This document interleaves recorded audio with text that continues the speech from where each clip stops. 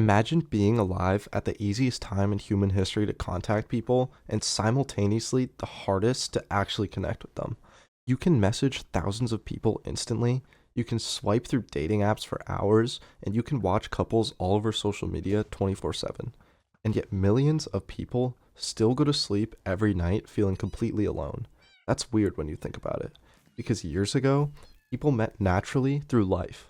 Now, some people spend years isolated in their room wondering why nobody wants them, while slowly becoming more insecure, more bitter, and more disconnected from reality. And the worst part, most of them don't even realize what's actually stopping them. They think it's just looks, or money, or bad luck. But honestly, most people fail at dating because of small things that quietly destroy attraction over time. Fear, isolation, insecurity, unrealistic expectations, terrible social habits, and lifestyles that make connection almost impossible. So, in this video, I'm breaking down some of the reasons the average person cannot find a girlfriend and why modern dating feels so broken for so many people. You know, one of the biggest reasons people can't find a girlfriend? They barely meet anyone. And I'm not saying that as an insult. Modern life is just built to isolate people. Think about it. You wake up, you go to school, you come home tired, scroll on your phone for a few hours, and then go to bed. Weeks go by, and the only new people you've interacted with are a cashier and maybe somebody in a comment section. A lot of people secretly believe relationships are supposed to magically happen. Like somehow the perfect person is just gonna come appear in your room while you're watching YouTube at 2 a.m. But relationships usually come from proximity. You meet people through friends, hobbies, gyms, classes, events, work, or just random conversations. Basically through life itself. And the crazy part is some people think they're bad at dating when really they just don't have enough opportunities. If you only meet one new person every 3 months, your chances are naturally low no matter how good looking or funny you are. That's why people who are socially active usually date more. Not because they're automatically better people, but because they're constantly around energy, conversations, and connections. So if someone says, I can't find a girlfriend, the first question you should probably ask is how many new people are you actually meeting? Because you can't win a game that you never show up to. Another huge reason people struggle with dating is the fear of rejection. And honestly, this one controls way more people than they admit. Some people don't fail because they got rejected, they fail because they never even tried in the first place. Rejection feels terrible because people attach their entire self worth to it. A girl says no, doesn't text back, or loses interest, and suddenly they think, I'm ugly, I'm worthless, or nobody will ever want me. But most rejection isn't even that deep. Sometimes the timing is wrong. Sometimes the chemistry isn't there. Sometimes people are dealing with their own problems. The problem is, fear makes people act weird before anything even happens. They overthink every single text, rehearse conversations in their head, or wait too long to make a move. Or they never talk to that person because they're afraid and are trying to avoid embarrassment. But here's the truth nobody likes hearing: rejection is just part of dating for literally everyone. Attractive people get rejected, confident people get rejected, even rich people get rejected. The difference is some people keep moving while others let one bad experience define their whole identity.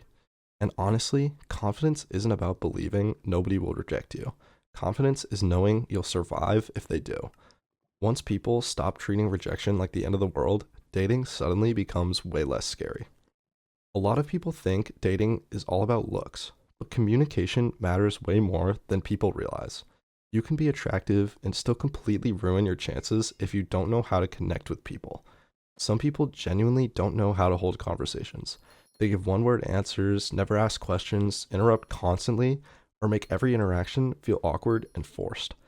And then they wonder why no one feels emotionally connected to them. The truth is, attraction is heavily emotional. People remember how you made them feel. Somebody who's average looking but funny, relaxed, and easy to talk with will usually do better than someone who's good looking but dry, negative, or impossible to connect with. And social skills are exactly that: skills. Nobody comes out of the womb knowing how to flirt, tell stories, read body language, or make conversations flow naturally. Those things improve through experience. The problem now is a lot of people spend more time talking online than in real life. So when it comes to actual face to face interaction, they panic. Real conversations have timing, tone, eye contact, energy, stuff you can't learn from texting all day. And honestly, one of the most attractive qualities is simply making people feel comfortable around you. Not trying too hard, not pretending to be somebody else, just being present, listening, and knowing how to communicate like a normal human being. One reason some people stay single for years is because their standards don't match reality. And before people get offended, having standards is totally fine. Everybody should have standards. The problem starts when expectations become disconnected from what they're actually bringing to the table. Social media and dating apps have completely distorted people's perception of relationships. Everyday people scroll through edited photos, highlight reels, celebrity couples, influencers, and perfect looking lifestyles. After a while, normal people start feeling not good enough, and average relationships start to look boring. Some guys want a woman who's perfect in every category: extremely attractive, emotionally mature, loyal, funny, successful, low maintenance, and obsessed with them, while they themselves aren't improving their own life at all. And some people reject genuinely good partners because they're chasing a fantasy that doesn't even exist outside of Instagram. Real relationships involve compromise. Nobody gets 100% of everything they want. Even the happiest couples annoy each other sometimes. That's normal. The funny thing is, the people who usually find healthy relationships are not the ones chasing perfection. They're the ones looking for compatibility, peace, trust, attraction, and shared values. Because if someone keeps demanding perfection from everybody else while ignoring their own flaws, they'll probably stay stuck in disappointment forever. One of the biggest things that affects dating is insecurity, and insecurity changes the way people act more than they realize. It shows up in body language, conversations, texting, and energy. When somebody believes they're not good enough, they usually start sabotaging themselves without even noticing. They apologize too much, seek constant reassurance, become overly clingy or overly distant, and they assume people secretly dislike them.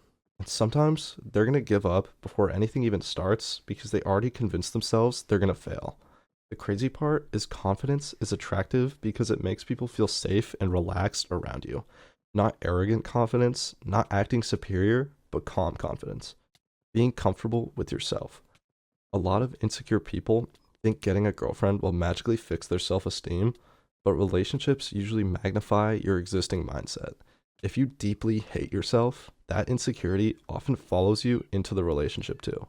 That's why self respect matters so much. Building your health, your goals, your friendships, your discipline, your social life, all of that creates genuine confidence over time. And honestly, people can sense desperation. When somebody acts like they need a relationship to feel valuable, it creates pressure. But when somebody already has purpose, direction, and self respect, they naturally become more attractive. At the end of the day, confidence isn't thinking you're perfect, it's knowing you still have value even if not everybody chooses you. People hate hearing this one, but physical appearance and lifestyle absolutely matter in dating. And no, this doesn't mean you need to look like a celebrity or have millions of dollars. Most people are not expecting perfection, but effort still matters. A lot of people say they want a relationship while putting almost no effort into themselves. Bad hygiene, no sense of style, terrible sleep schedule, no ambition, unhealthy habits, all of that affects attraction whether people admit it or not. The truth is, the way you can present yourself tells people how you feel about yourself. When somebody takes care of their health, dresses decently, smells good, and has some direction in life, it creates a completely different energy. And honestly, most attraction comes from basics done consistently. Being in decent shape, grooming yourself properly, having confidence in your appearance, living a life that actually has movement and purpose. The internet sometimes pushes this extreme idea that if you're not 10 out of 10, dating is impossible. That's not reality. Most couples you see every day are regular people. What usually separates successful daters from unsuccessful ones is effort and attitude, not perfection. And lifestyle matters too. If your entire life is just work, gaming, scrolling, and sleeping, there's not much emotional excitement there. People are attracted to energy, passion, hobbies, goals, and experiences, signs that somebody is actually living. At the end of the day, attraction is partly natural, but a huge percentage is controllable. Most people can improve their dating chances dramatically just by improving the way they take care of themselves in their own life. A lot of people today think dating apps are the only way to meet someone, And honestly, that mindset alone is hurting people. Dating apps can work, but they've also created unrealistic expectations and made dating feel way more competitive than it actually is in real life. On apps, people are judged in seconds. Most decisions are based on pictures, height, appearance, and quick impressions. That means a lot of average people end up feeling invisible, even though they might actually be attractive in person. And the worst part is, apps can mess with people's psychology. Someone can go a week without matches and suddenly start believing that they're unattractive or unlovable. But real life attraction is way more complicated than a profile on a screen. In real life, personality matters, humor matters, eye contact matters, energy matters. Somebody average looking can become extremely attractive through confidence, charisma, and connection, things apps often fail to show. A lot of relationships still happen through normal life, with things like friends introducing people, school, work, gyms, and hobbies. But some people spend so much time swapping that they've stopped building real social lives altogether.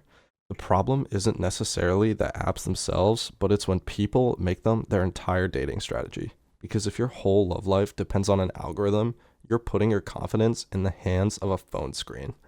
One thing that quietly ruins dating for a lot of people is unresolved emotional baggage.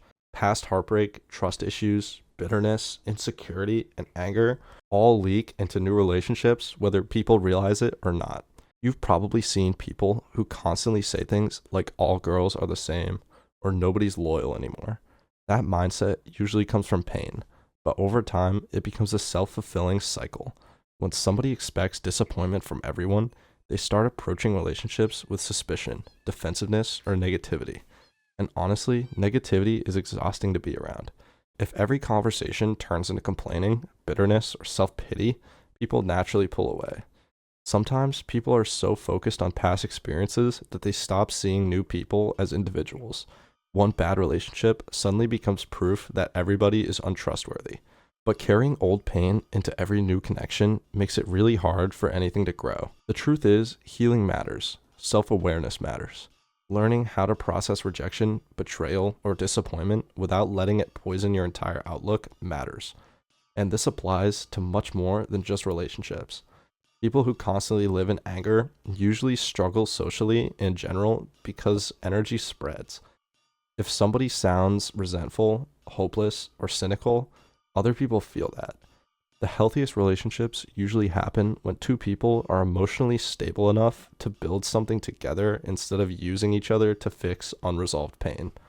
A huge reason people stay single is simple. They live passively. They wait for life to happen instead of participating in it.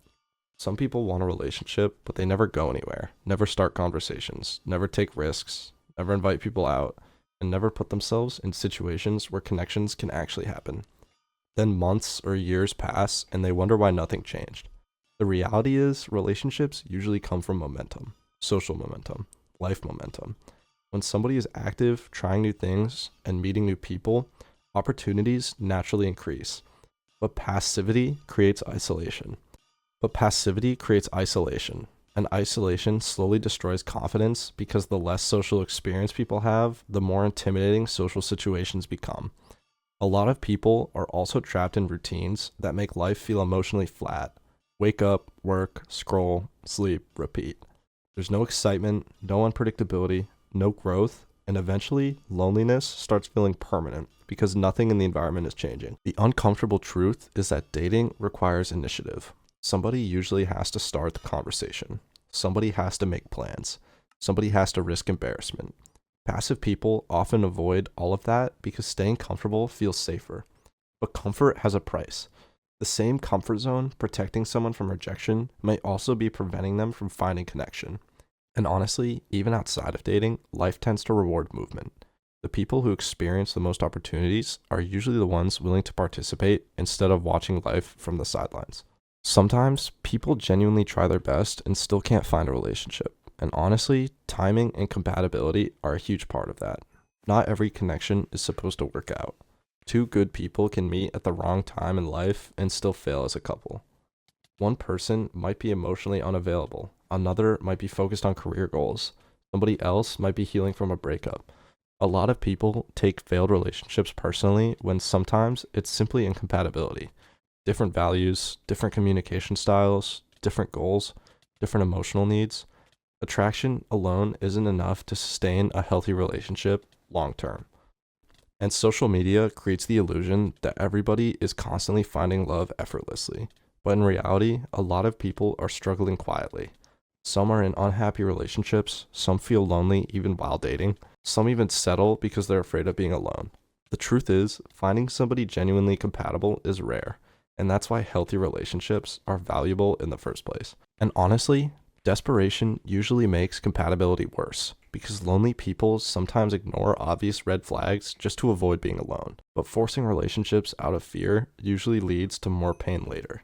Sometimes life is less about chasing anybody who will say yes and more about becoming somebody capable of recognizing a healthy connection when it appears. Because at the end of the day, a relationship isn't just about finding someone. It's about finding someone who fits your life, your values, your energy, and your future in a way that actually lasts. At the end of the day, most people are not doomed to be alone forever. That's probably the biggest thing I want people to understand.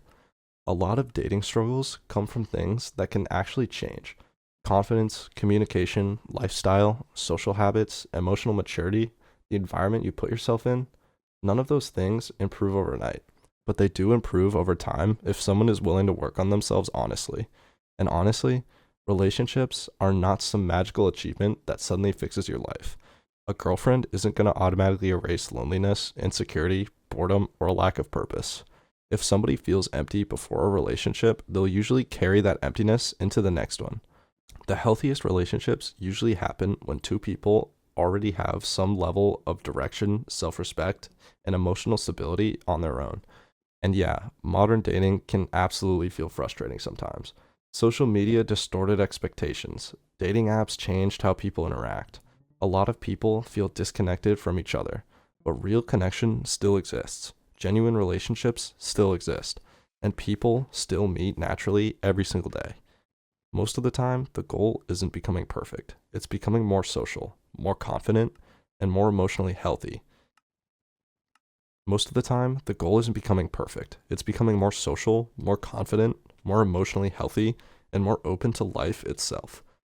Because usually, the people who eventually find meaningful relationships are not the people obsessing over finding love every single second of the day. They're the people building a life that naturally allows connection to happen.